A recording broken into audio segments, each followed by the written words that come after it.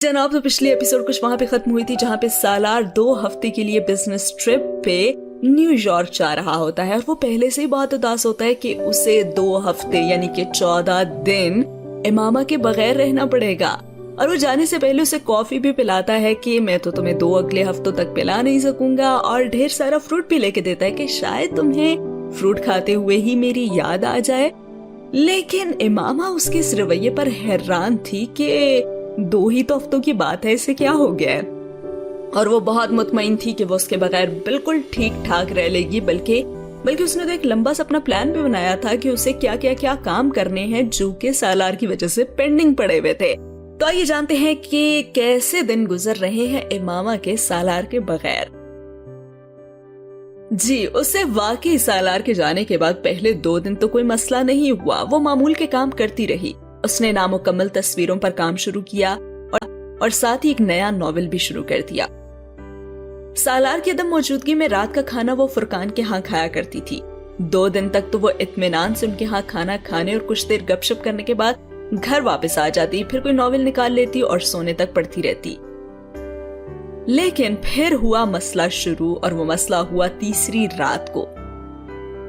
उस दिन सालार ने उसे दिन भर कॉल नहीं की थी और इतने महीनों में वो पहला दिन था जब उनके दरमियान किसी किस्म का राब्ता नहीं हुआ था। उसकी तरफ से मैसेज, कॉल और ना ही कोई ईमेल आई थी।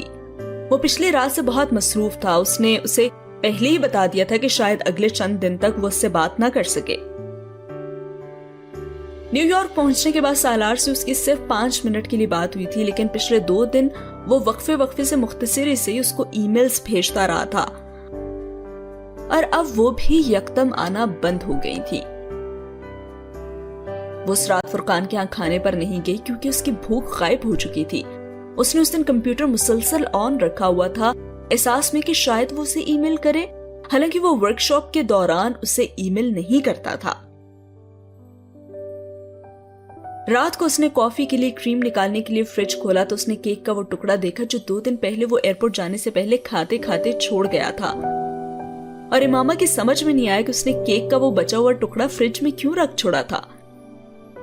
न सिर्फ वो टुकड़ा बल्कि वो कैन भी जिसमें बचा हुआ जूस था। कुछ देर वो उन दोनों चीजों को देखती रही और फिर उसने फ्रिज बंद कर दिया। कॉफी बनाकर वो टेरेस पर निकल आई थी जहां वो वीकेंड्स पर अक्सर बैठा करते थे।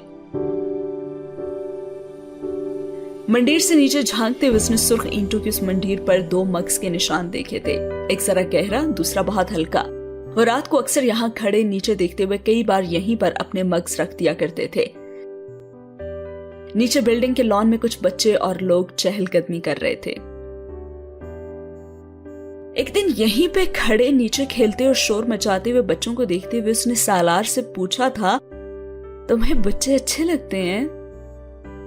हाँ, लेकिन इस तरह के नहीं।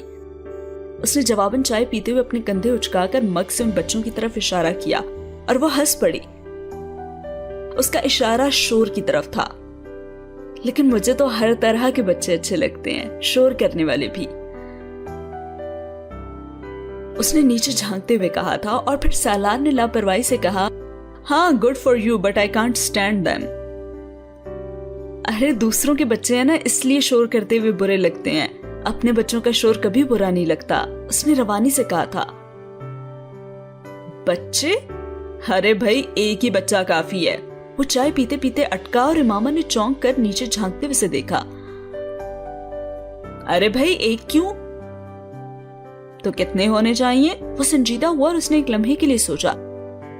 कम से कम 4 और ज्यादा से ज्यादा 12। सालार ने हंसते हुए उसके जुमले में इजाफा किया था और वो उसे मजाक समझा था। भाई मैं सीरियस हूं, उसकी हंसी के रुकने पर उसने कहा। 4 बच्चे? तुम हवासों में तो हो। सालार ने मग मंडेर पर रख दिया। कौन पालेगा उन्हें? उसे बेख्तियार तशवीश हुई। कौन मतलब क्या, तुम और मैं? उसने इत्मीनान से कहा। मैं तो बस एक ही बच्चा पाल सकता हूँ, 4 नहीं। सालार ने दोनों हाथ उठाकर जैसे उसे हतमी अंदाज में कहा। तो ठीक है ना, तुम 1 पाल लेना और 3 मैं पाल लूंगी, वो इत्मीनान से कहकर दोबारा नीचे झांकने लगी। इमामा, मैं संजीदा हूं। और मैं भी सालार। हम 4 बच्चे अफोर्ड नहीं कर सकते। उसे लगा कि उसे इमामा को मंतकी अंदाज में समझाना चाहिए। आप नहीं कर सकते तो क्या हुआ, मैं तो कर सकती हूँ। मेरे पास वो पैसे हैं जो वो मैंने इसलिए नहीं दिए कि तुम उन्हें बच्चों की फौज पर इन्वेस्ट करो। सालार ने झुंझलाकर उसकी बात काटी और इमामा को बुरा लगा। वो कहने के बजाय बेहद खफकी के आलम में फिर नीचे देखने लगी। स्वीट हार्ट, हमको। सालार ने उसके कंधे के गिर्द बाजू फैलाकर उसे मनाने की कोशिश की। अरे भाई हाथ हटाओ, दूर हो जाओ मुझसे। इमामा ने उसका हाथ झटका। अब मैंने क्या किया है, वो झुंझला कर बोला। तुम चाहती हो मैं घर, ऑफिस, स्कूल, डॉक्टर्स और मार्केटों के चक्कर लगाते लगाते बूढ़ा हो जाऊं, हाँ? अच्छा, तो फिर तुम क्या करते हुए बूढ़ा होना चाहते हो? तड़ से जवाब आया था और वो लाजवाब हो गया और वो खफकी भरी सवालिया नजरों से उसे देख रही थी। मेरी समझ में नहीं आता कि लोग रात के वक्त अपने बच्चों को घर में क्यों नहीं रखते, दूसरों को दिखाने के लिए बाहर क्यों ले आते हैं। उसके सवाल का जवाब दिए बगैर मंडीर से अपना मग उठाकर कुछ झुंझलाहट के आलम में अंदर चला आया था और इमामा को बेख्तियार हंसी आई थी। वो अब भी हंस पड़ी थी। मंडीर के उस निशान को देखते हुए न जाने क्या क्या याद आ रहा था उसे। नीचे लॉन में फिर वही शोर बरपा था।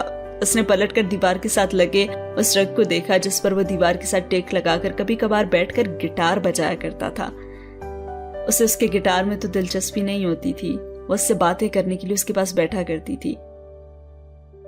गिटार बजाते वो खुद नहीं बोलता था, सिर्फ उसकी बातें सुनता रहता था और वो मिकान के अंदाज में वक्फे वक्फे से उसके मुंह में कोई ना कोई खाने की चीज डाला करती थी।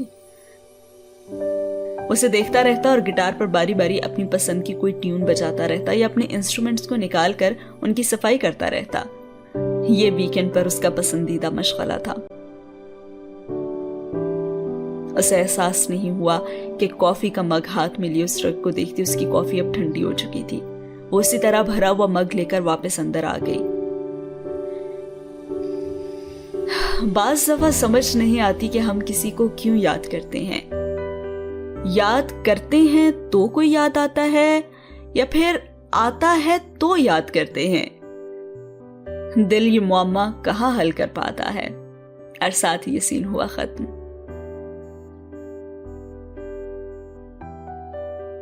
अगले सीन में भी उसका इंतजार बरकरार था और सालार की तरफ से उसे कोई ईमेल नहीं आई थी। फजर के बाद वो मुसलसल कंप्यूटर के सामने बैठी थी। कॉल नहीं तो कोई ईमेल ही सही। उसने वक्फे वक्फे से उसे 4-5 ईमेल्स तो की थी, लेकिन फिर मायूस हो गई। जवाब ना आने का मतलब तो यह था कि वो ईमेल्स चेक ही नहीं कर रहा था। अगले दिन उदासी का दौरा पहले से भी शदीद था। इस दिन वो पेंटिंग कर ना सकी, कोई किताब ना पढ़ सकी और उसने खाना भी नहीं पकाया। फ्रिज में पिछले चंद दिनों का पड़ा हुआ खाना खा लिया और शाम तक वो अगले दिन सईदा अम्मा के यहाँ जाने का फैसला कर चुकी थी। उसका ख्याल था ये तन्हाई थी जो उसे मुज़ाहमिल कर रही थी और वो ये भूल गई थी कि वो 9 साल तक तन्हा ही तो रही थी। इससे ज्यादा तन्हा थी वो और इससे ज्यादा बुरे हालात में। इस दिन उसे सालार की 3 लाइनों की एक ईमेल मिली थी और उन 3 लाइनों को उसने रात तक कम से कम 300 बार पढ़ा था। Hi sweetheart, how are you? This workshop has really nailed me down. By the way, how is your painting going? And love you. Hi sweetheart, क्या हाल है? इस वर्कशॉप ने तो जैसे मुझे जकड़ ही लिया हो। तुम्हारी पेंटिंग कैसी चल रही है? And love you. इन 3 जुमलों की ईमेल के जवाब में उसने उसे एक लंबी ईमेल की थी जिसमें उसे अपनी हर एक्टिविटी बताई थी, एक के बाद दूसरा, दूसरे के बाद तीसरा झूठ। वो उससे ये कैसे कह देती कि वो उदास है, फिर वो वजह पूछता तो उसे वो अपनी उदासी की क्या वजह बताती? कुछ भी नहीं। और साथ ही ये सीन हुआ खत्म। अगले सीन में वो अपनी बात के मुताबिक सईदा अम्मा के घर पहुंच चुकी होती है और सईदा अम्मा उसे देखकर थोड़ी सी परेशान हो जाती हैं। अरे मामा बेटा, चेहरा क्यों उतरा हुआ है तुम्हारा? कोई परेशानी है क्या? अरे झगड़ा तो नहीं करके गया सालार तुम्हारे साथ?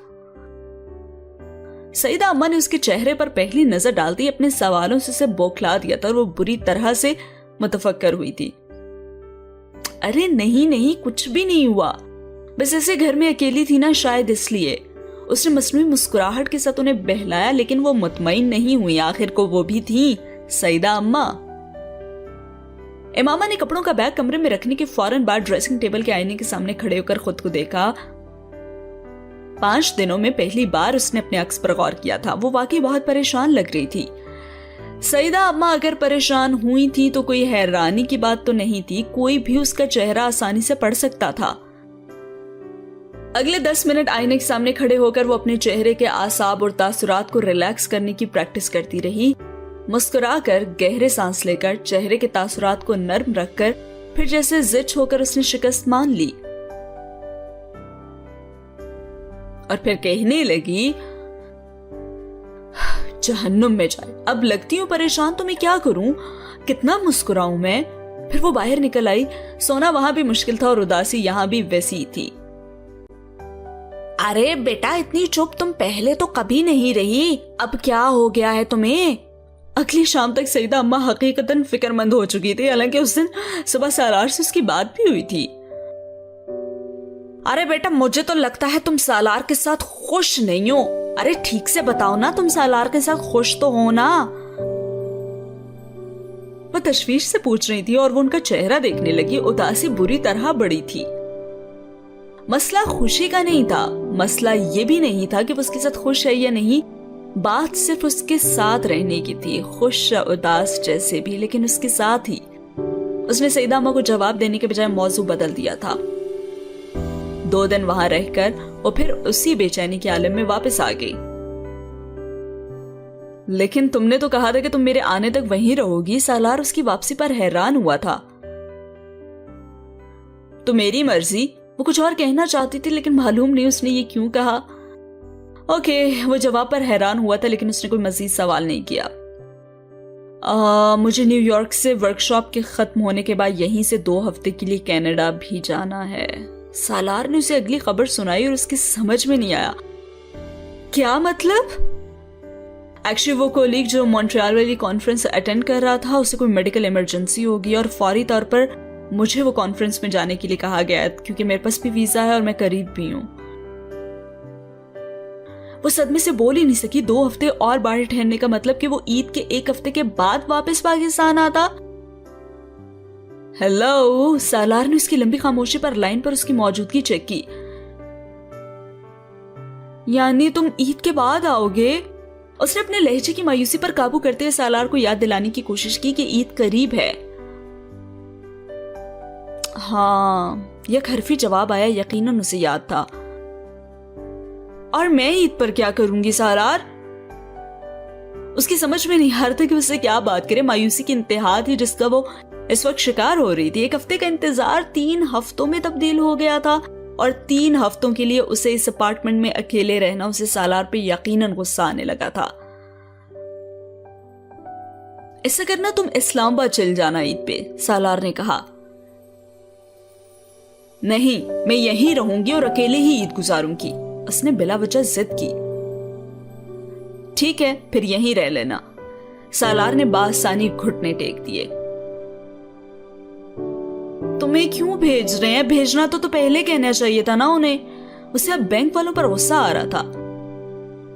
امامہ، ایسی ایمرجنسی ہو جاتی ہے کبھی کبھار، وہ کسی کو اتنے شارٹ نوٹس پر پاکستان سے نہیں بھیج سکتے، ورنہ مجھے کہاں بھیجنا تھا انہوں نے، سالار نے وضاحت کی۔ پھر بھی تم کہہ سکتے تھے نا کہ تم مصروف ہو، تمہیں ان دنوں پاکستان میں کچھ کام ہے، کہہ سکتے تھے نا تم انہیں۔ تم نے کچھ بھی نہیں کہا کیا؟ وہ ہنس پڑا، بچوں کی طرح ضد کر رہی تھی وہ۔ لیکن امامہ، مجھے تو کوئی کام نہیں ہے، تو کیا میں جھوٹ بولتا؟ اور امامہ کو اس پہ غصہ آ گیا۔ تو ایسے کہہ رہے ہیں جیسے زندگی میں کبھی جھوٹ نہیں بولا ہوگا۔ کیا تم نے کبھی واقعی میں زندگی میں جھوٹ نہیں بولا؟ نیور، اپنے کام میں تو نہیں، ضرورت ہی نہیں پڑی، اس نے اطمینان سے کہا، اور امامہ بول نہیں سکی۔ اچھا بھائی، تم ایسے کرو، تم نا ڈاکٹر صاحب کے گھر چلی جاؤ، اتنے دن اکیلی رہو گی نا تو بور ہو جاؤ گی، سیریسلی، اس نے اسے مشورہ دیا۔ نہیں، میں بور نہیں ہوں گی، مجھے یہاں بہت کام ہے۔ وہ اس کے مشورے پر کچھ چڑ سی گئی۔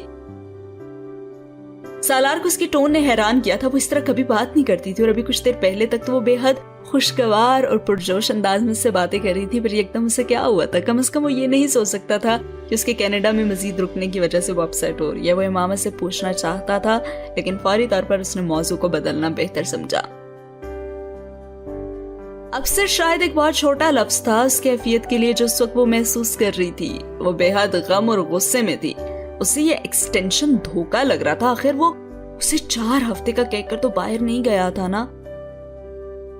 سوال یہ تھا کہ اگر 4 ہفتے کا بھی کہہ کر جاتا تو اسے کیا اعتراض ہونا تھا؟ اس نے تب بھی اسے اسی طرح خوشی خوشی روانہ کر دینا تھا یا اندازہ لگائے بغیر کہ وہ بعد میں ان 30 دنوں کے ایک ایک گھنٹے کو گنے گی.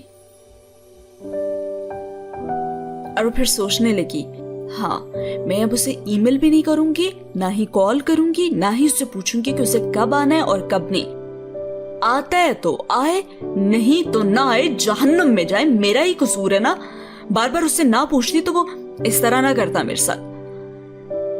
اس رات بستر میں لیٹے ہوئے بے حد رنجیدگی کے عالم میں ان تمام چیزوں کی فہرست بنا رہی تھی جن میں اب اسے سالار کی نافرمانی کرنی تھی, اور بستر پر لیٹے چھت کو گھورتے ہوئے اس کی فہرست اب بھی 255 انٹریز تک پہنچی تھی کہ اسے بیٹھ کے بالکل اوپر چھت پر چھپکلی نظر آئی اور وہ اٹھ کر بیٹھ گئی. اکیلا گھر اور چھپکلی, یہ فی الحال اس کے لیے بدترین تھا. وہ چھپکلی کو دیکھتی بیڈ سے اٹھ کر صوفے پر چلی گئی اور اسے پھر سے سالار پر غصہ آنے لگا تھا. بیچارہ, ایک چھوٹی سی چھپکلی 2 ہفتے پہلے اپارٹمنٹ میں نمودار ہوئی تھی اور وہ بھی سیدھا ان کے بیڈ روم میں. شاید کسی دن ٹیرس کا دروازہ کھلا رہنے کی وجہ سے وہ اندر آ گئی تھی اور وہ سب بیڈ سائڈ ٹیبل لیمپ آن کیے رات کو ناول پڑھ رہی تھی جو بے حد دلچسپ موڈ پر تھا. جب بستر میں نیم دراز کی اپنی ٹانگیں سکیڑے ہوئے اس کی نظریں اچانک چھت پر اپنے بیڈ کے بالکل اوپر موجود چھپکلی پر پڑی. ایک لمحے کے لیے تو اسے وہم لگا. اس نے کمرے کی لائٹ آن کر کے دیکھا تو واقعی وہاں پہ چھپکلی تھی اور سالار برابر والے بستر میں گہری نیند سو رہا تھا. وہ عام حالات میں کبھی اسے نہ جگاتی, لیکن یہ عام حالات نہیں تھے. اس نے اوندے لیٹے ہوئے سالار کا کندھا جھنجھوڑا. سالار, سالار, اس کی آواز پر نیند میں ہڑبڑایا. کیا ہوا؟ وہ اوپر دیکھو, میرے بیڈ کے اوپر چھت پر چھپکلی ہے, امامہ نے حواس باختہ ہو کر اس سے کہا. سالار نے موندی ہوئی آنکھوں کو مسلتے لیٹے لیٹے ایک نظر چھت کو دیکھا, پھر امامہ کو, اور دوبارہ اوندے منہ لیٹ گیا. سالار, امامہ نے دوبارہ اس کا کندھا ہلایا. اس کا خیال تھا شاید وہ نیند میں اس چھپکلی کو دیکھ نہیں پایا. دیکھ لیا میں نے امامہ, یار سونے دو, وہ لیٹے لیٹے بڑبڑایا.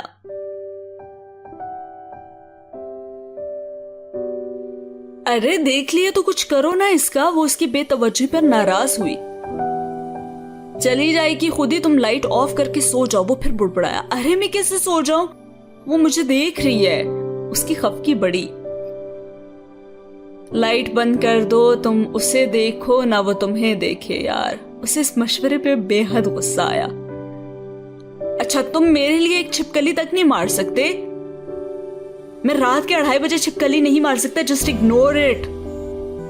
میں نہیں کر سکتی اگنور. یہ اگر گرے تو سیدھا میری ٹانگوں پر گرے گی. اس نے چھت کو دیکھتے ہوئے بے بسی سے کہا, اور وہ واقعی اس کی ٹانگوں پر ہی گرتی. اچھا یار, میں تمہاری سائڈ پر آ جاتا ہوں, تم میری سائڈ پر آ جاؤ. وہ کروٹ لیتے کہتا ہوا اسی طرح اس کی سائڈ پر چلا گیا, اور وہ اس کے ایثار سے زیادہ اس کی دلیری سے متاثر ہوئی تھی. کمرے کی بڑی لائٹ دوبارہ بند کرتے ہوئے اپنا ناول لیے سالار کا بیڈ سائڈ ٹیبل لیمپ آن کر کے اس کے بستر میں بیٹھ گئی تھی. سالار تب تک اسی طرح اوندے منہ لیٹے لیٹے اس کا سائڈ لیمپ آف کر چکا تھا. خود کو قدرے محفوظ پاتے ہوئے کچھ پرسکون انداز میں اس نے ناول کے چند جملے پڑھے, پھر دوبارہ چھپکلی کو دیکھا. وہ جیسے اسی جگہ پر چپک کر رہ گئی تھی. امامہ نے سالار کو دیکھا.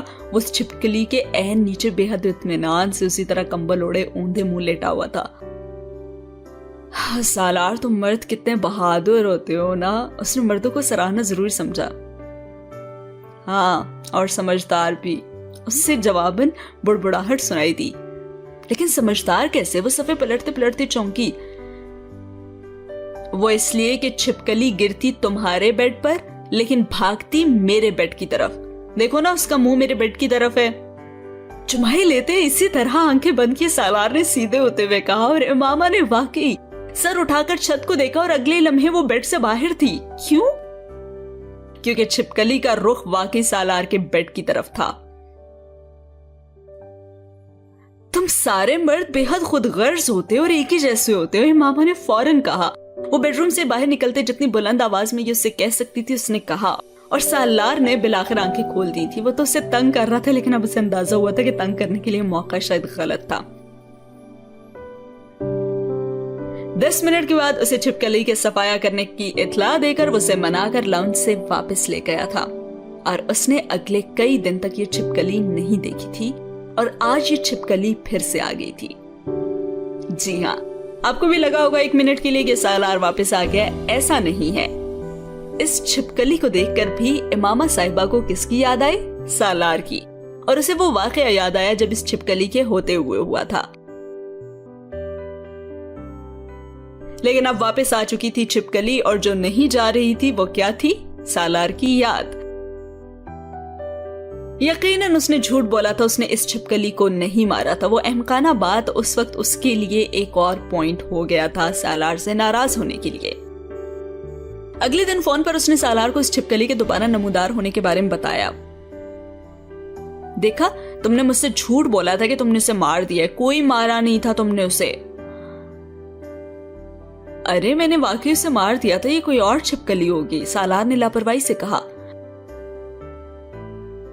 नहीं, ये वही छिपकली थी। तुमने अगर उसे मारा होता तो तुम मुझे दिखाते। वो अपनी बात पे बज़िद थी। सालार का सर घूम कर रह गया। वो इमामा से इससे ज्यादा अहमकाना गुफ्तगू की तवक्को नहीं रख सकता था। तुम अगर कहती तो मैं तुम्हें वो मरी हुई छिपकली भी दिखा देता। उसने तहम्मुल का मुजाहिरा करने की कोशिश की थी। नहीं, ये वही थी और मैं इसे पहचानती हूं। अगर ये वही थी तो इतने दिन से कहां थी? उसने एक इलॉजिकल चीज पर लॉजिक देने की कोशिश की। जहां भी थी मुझे नहीं पता, लेकिन तुम यही चाहते थे कि मैं परेशान रहूं, है ना? सालार ने बेख्तियार गहरा सांस लिया। वो इस इल्जाम के जवाब में क्या कहता है? इमामा को कुछ हुआ था, लेकिन क्या हुआ था ये उसकी भी समझ में नहीं आ रहा था। तुम्हें पता है ना कि मुझे छिपकली से डर लगता है, लेकिन तुम फिर भी उसे मेरे पास यहाँ छोड़ गए क्योंकि तुम्हें एहसास नहीं है मेरा। मुझे परेशान देखकर खुश होते हो। तुम्हारे लिए तो हर चीज मजाक है ना। उसकी किसी बात का कोई वाकई में सर पैर नहीं था। कम से कम सालार तो ढूंढ नहीं सका, लेकिन वो उसकी गुफ्तगू सुनता रहा। तुम तो हमेशा से मेरे साथ इस तरह करते हो, और मुझे पता है तुमने हमेशा इसी तरह करना है, क्योंकि तुम्हारे लिए सिर्फ तुम्हारी अपनी अहमियत है, और मैं तुम्हारे घर की नौकरानी हुई या फिर हाउस कीपर, है ना? तुम जहां मर्जी फिरो, लेकिन मैं हमेशा घर पर रहूं जैसे गुलाम रहते हैं। मैं सारा दिन काम करूं और तुम मेरे लिए एक छिपकली नहीं मार सकते। वो उस बेरब्त गुफ्तगू के इख्तिताम पर हिचकियों से रो रही थी। मतलब ड्रामा रोने तक पहुंच गया। सालार जैसा समझदार बंदा इस वक्त क्या करता? इंतहाई सेंसिबल बंदा, एक लीड पोजीशन पे, एक सीनियर पोजीशन पे बैठा हुआ बंदा जो हजारों लोगों के साथ डील करता है और सबको कंट्रोल में रख सकता था, लेकिन उसकी एक बीवी, मासूम इमोशनल टाइप बीवी। सारे गुफ्तगू में इशू क्या था? छिपकली का ना मारा जाना, उसकी फिर खुदगर्जी, उसका घर पर ना होना, या फिर घर के वो काम जिसे करने पड़ रहे थे। वो बेचारा समझ नहीं सका। वो ए से जेड तक जाने वाली गुफ्तगू नहीं थी, एक्स से 3.5 तक जाने वाली गुफ्तगू थी, जिसको समझने के लिए जिस फॉर्मूले की जरूरत थी वो फिलहाल सालार को नहीं आता था। अगले 5 मिनट वो बेहद तहम्मुल से उसकी हिचकियों के थमने का इंतजार करता रहा। फिर जब बिलाखिर तूफान कुछ थमा तो उसने कहा, आई एम सॉरी मामा, मेरा ही कसूर है। मैं फुरकान से कहता हूँ मुलाजिम को भेजे, वो छिपकली को मार देगा। हाँ, हाय, सालार भी कोई मौका नहीं जाने देता है मामा को इम्प्रेस करने का। फिलहाल उस बेचारे को माजरत के अलावा कोई सूरत हाल नजर नहीं आ रही थी इस सबसे निमटने की, और वाकई में उसे कोई और रास्ता नजर नहीं आ रहा था। अरे मामा, एक के बाद एक स्टूपिड हरकत कर रही थी।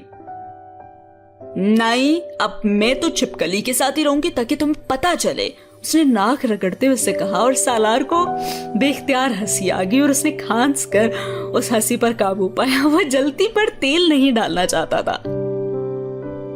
امامہ کا مسئلہ کیا تھا وہ اسے سمجھ نہیں رہا تھا، لیکن وہ حیران تھا۔ اگر یہ موڈ سوئنگز تھے تو یہ بدترین قسم کے تھے، اور اگر یہ ٹینٹرمز تھے تو سمجھ میں نہ آنے والے۔ لیکن پاکستان سے اتنی دور بیٹھے وہ سوچنے کے علاوہ اور کچھ نہیں کر سکتا تھا۔ فرقان کے ملازم نے آ کر اس دن وہ چھپکلی مار دی تھی، لیکن اس چیز نے بھی امامہ کے دل میں کسی ممنونیت کو پیدا نہیں کیا تھا۔ اگلے دن کھانا پکاتے ہوئے اس کے ہاتھ پر چھری سے کٹ لگ گیا۔ سنک میں پانی کے نیچے انگلی رکھے اسے پھر سے وہ یاد آنے لگا اور وہ ان یادوں میں دوبارہ سے ڈوب گئی جہاں پہ سالار تھا۔ یہ کیا ہوا ہے؟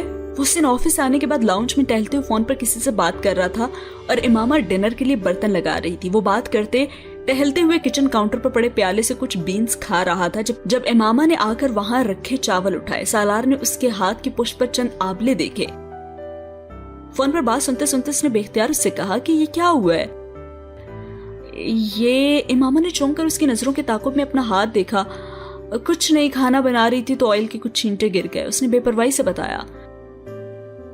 وہ اسی طرح فون پر بات سنتے ہوئے اس کا ہاتھ پکڑ کر دیکھنے لگا اور پھر اس کا ہاتھ چھوڑ کر وہ اسی طرح فون پر بات کرتے لاؤنج سے غائب ہو گیا۔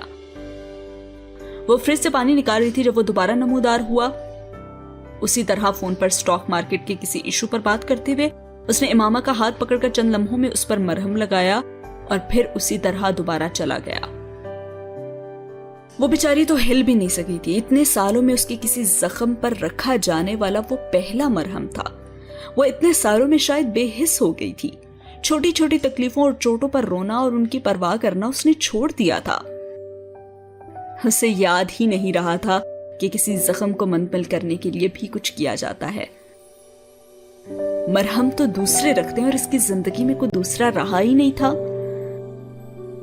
کھانا کھاتے ہوئے سالار کی نظر ایک بار پھر اس کے ہاتھ پر پڑی تھی اور اس نے قدرے خفگی کے عالم میں اس سے کہا تھا، اگر اسی وقت ہاتھ پر کچھ لگا لیتی نا تو یہ آبلے نہ پڑتے۔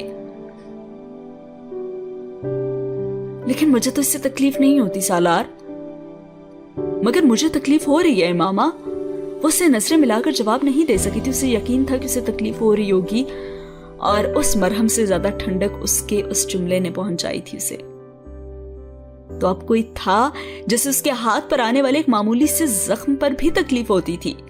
اس کے ہاتھ پر چھوٹے موٹے زخموں کے کئی نشان تھے اور وہ ان میں سے ان زخموں کو بڑی آسانی سے پہچان سکتی تھی جو اس گھر میں آنے کے بعد لگے تھے۔ ان زخموں میں اسے تکلیف ہوئی تھی اور یہ تکلیف اس لیے ہوئی تھی کیونکہ ہر بار کسی نے بڑے پیار سے ان پر کچھ لگایا تھا یا لگانے کو کہا تھا۔ جیل مرہم سنی پلاس اسپرٹ اینٹی سیپٹک کریم۔ وہ درد کے احساس سے جیسے دوبارہ آشنا ہو رہی تھی اور اب اتنے مہینوں کے بعد یہ پہلا کٹ تھا جس کے بارے میں اسے پوچھنے والا کوئی نہیں تھا اور اسے وہ پوچھنے والا ایک بار پھر بری طرح سے یاد آیا تھا۔ دوسرے ہفتے کے اختتام تک وہ چھوٹی چھوٹی باتوں پر بھی بری طرح جھنجھلانے لگی تھی۔ ملازمہ کے ساتھ، مالی کے ساتھ، اس گھر میں آنے والے فرقان کے بچوں کے ساتھ اور خود سالار کے ساتھ بھی۔ تب آخرکار سالار نے اس سے پوچھ ہی لیا، امامہ کیا ہو رہا ہے تمہیں؟ سب ٹھیک تو ہے نا؟ سالار کو بالآخر اس سے بہت ڈائریکٹ ہو کر پوچھنا پڑا۔ کیا ہونا ہے مجھے؟ اس کے سوال پر بری طرح چڑی۔ وہی تو پوچھ رہا ہوں کہ کیا ہوا ہے تمہیں؟ اس نے تحمل سے کہا۔ کچھ نہیں ہو رہا مجھے، کچھ بھی نہیں۔ تو پھر تم؟ وہ بات کرتے کرتے رک گیا۔ یہ کہنا ذرا مشکل تھا کہ وہ اس کے ساتھ تلخ ہو رہی تھی۔ پھر میں کیا؟ امامہ نے اس کے خاموش ہونے پر پوچھا۔ کچھ نہیں، میں بھی 2-3 دن تک تم کو فون نہیں کر سکوں گا۔ کیوں؟ لیکن کیوں؟ وہ پوری طرح بگڑی۔ اتنا بھی کیا کام ہے کہ تم مجھے چند منٹ کے لیے کال بھی نہیں کر سکتے سالار؟ میں تمہیں ای میل کر دیا کروں گا، اگر وقت ملا تو کال بھی کر لوں گا، لیکن شاید نہ کر سکوں۔ وہ تحمل سے اسے بتا رہا تھا۔ بہت خوب، ایسے کرو تم مجھے ای میل بھی مت کرو، اس سے تمہارا اور بھی وقت بچ جائے گا، ہے نا؟ اس نے بے حد خفگی کے عالم میں فون بند کر دیا۔ اسے سالار پر بری طرح غصہ آ رہا تھا۔ چند منٹوں کے بعد دوبارہ کال آنے لگی تھی اور وہ کال ریسیو نہیں کرنا چاہتی تھی لیکن اسے ریسیو کرنا پڑی۔ تم نے فون بند کر دیا تھا؟ وہ دوسری طرف حیرانی سے اسے پوچھ رہا تھا۔ ہاں، کر دیا تھا. لیکن کیوں؟ تاکہ تمہارا وقت ضائع نہ ہو. میں نے کل ہی ایک میگزین میں پڑھا تھا کہ جن مردوں کو احساس کمتری ہوتا ہے نا، وہ اپنی بیویوں کو اپنی جھوٹی مصروفیات کے قصے سناتے رہتے ہیں. اور سالار نے کچھ ہکا بکا ہو کر اس کا جملہ سنا تھا. اسے اس بات کا کوئی سر پیر سمجھ میں نہیں آیا تھا، اور اس لیے تاکہ ان کی بیویوں کو یہ امپریشن ملے کہ وہ بہت اہم ہے اور دنیا ان کے بغیر نہیں چل سکتی. اس سے ان کی سیلف اسٹیم بڑھتی ہے. اس نے آخری جملہ کہہ کر کچھ دیر سالار کے رد عمل کا انتظار کیا، لیکن وہ خاموش تھا. ہیلو. امامہ کو خدشہ ہوا کہ شاید کال ڈراپ ہو گئی تھی. میں سن رہا ہوں. اس میگزین میں بس اتنا ہی لکھا تھا؟ وہ سنجیدہ لگ رہا تھا لیکن بات سنجیدہ نہیں تھی. ہاں اتنا ہی. گڈ. ڈینٹسٹ کے پاس گئی تھی تم؟ اس نے کسی رد عمل کا اظہار کیے بغیر بات ہی بدل دی تھی. ماما کی جھنجھلاہٹ میں اضافہ ہوا. وہ ایسا نہیں چاہتی تھی، وہ اس سے بحث کرنا چاہتی تھی. اور تقریباً 2 ہی گھنٹے کے بعد سالار نے ان 2 ہفتوں کا پروگرام چارٹ اسے ای میل کر دیا. کانفرنس کی آرگنائزنگ باڈی کی طرف سے شرکا کو بھیجے ہوئے اس ڈاکیومنٹ کو پڑھنے میں اسے کم سے کم 15 منٹ لگے. اس کے 15 دن کا شیڈول واقعی بہت ہیکٹک تھا.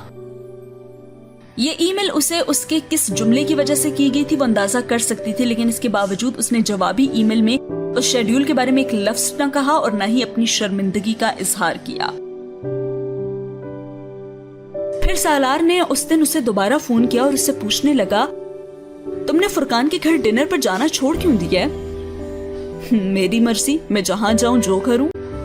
وہ کہنا چاہتی تھی کہ ڈنر ٹیبل پر فرقان کو یا اس کی بیٹی کو دیکھتے ہوئے اسے وہ یاد آتا ہے اور وہ ہر روز ڈنر کے بعد کچھ زیادہ اپسیٹ ہو رہی تھی، اس لیے اس نے وہاں جانا چھوڑ دیا تھا. لیکن وہ یہ سب نہیں کہہ سکتی تھی.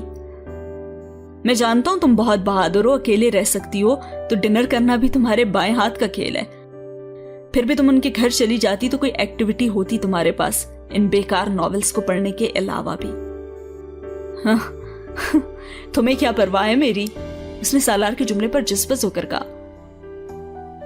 مجھے تمہاری پرواہ ہے. یہ 1.5 اینٹ کی مسجد بنا کر بیٹھنا چھوڑ دو تم. وہ سنجیدہ تھا.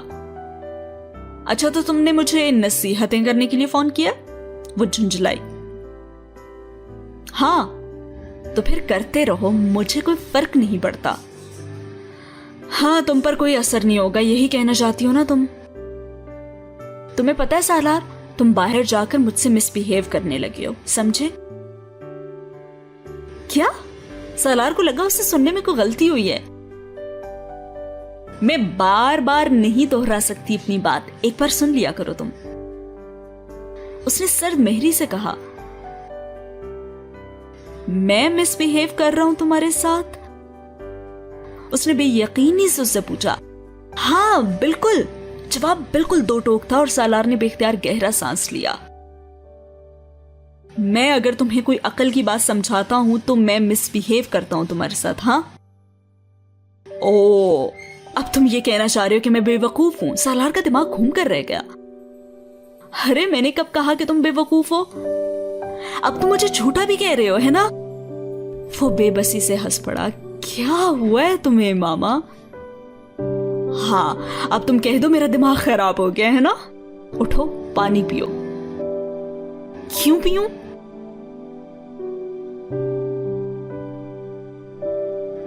اچھا مت پیو. یہ بتاؤ موسم کیسا ہے باہر کا؟ وہ اب موضوع بدلنے کی کوشش کر رہا تھا مگر وہ امامہ کے رد عمل پر بری طرح حیران تھا. اور ان کی کال ختم ہو گئی ایسے ہی. اگلے دن نوشین کے ساتھ اس کے کہنے پر وہ فورٹریس آئی تھی. جب ساتھ چلتے چلتے نوشین نے اچانک اس سے پوچھا، امامہ ایک بات پوچھوں، کوئی پریشانی ہے کیا تمہیں؟ اور وہ بری طرح سے چونکی اور پھر اس نے مسکرانے کی کوشش کی. نہیں تو کیوں؟ اگر کوئی پریشانی نہیں ہے تو پھر اس طرح سے گمسم کیوں ہو تم؟ نوشین کے لہجے میں تشویش تھی. نہیں میں کچھ سوچ رہی تھی. سالار کے ساتھ بات تو ہوتی ہے نا تمہاری؟ کوئی جھگڑا تو نہیں ہوا؟ ارے نہیں، روز بات ہوتی ہے ہماری. اس نے بے اختیار مسکرانے کی کوشش کے ساتھ ہی ڈسپلے پر لگے ایک سوٹ کی طرف نوشین کو متوجہ کیا. उसे ये कैसे बताती कि यहाँ उसके साथ फिरते हुए उसे सालार बुरी तरह से याद आ रहा है। वो हफ्ते में 2 या 3 बार उसके साथ वहां आकर कॉफी या चाय पीते हुए इसी तरह विंडो शॉपिंग करते थे, जिस तरह अब वहां से गुजरते हुए कुछ और कपल्स कर रहे थे। तो फिर वो उसे कैसे याद ना आता। इसी के साथ ये सीन भी खत्म हुआ और इसी के साथ ये एपिसोड भी। तो आपने देखे इमामा के मूड स्विंग्स, जो सालार के जाने से पहले कह रही थी कि उसे कोई फर्क नहीं पड़ता, लेकिन अब आप देख सकते हैं कि उसे कब कब कहां कहां क्यों क्यों और कैसे कैसे फर्क पड़ रहा है। हर चीज इमामा को सालार की याद दिला रही है और यही सिलसिला अगली एपिसोड में भी कंटिन्यू रहेगा। तो अगर आप जानना चाहते हैं कि आगे क्या होने वाला है तो थोड़ा सा इंतजार करें अगले एपिसोड का। लेकिन ये बात याद रखें कि जितने जल्दी आप मेरे चैनल को सब्सक्राइब करेंगे उतनी जल्दी मैं वीडियोस भी अपलोड करूंगी। तो आज की वीडियो आपको कैसी लगी कमेंट बॉक्स में जरूर बताइएगा, और अगर आपको अच्छी लगी है तो लाइक कर दें, अभी लाइक कर दें, और सब्सक्राइब करना तो कभी भी ना भूलें। मिलते हैं अगले एपिसोड में, तब तक के लिए रखिए अपना बहुत सारा ख्याल। अल्लाह हाफिज।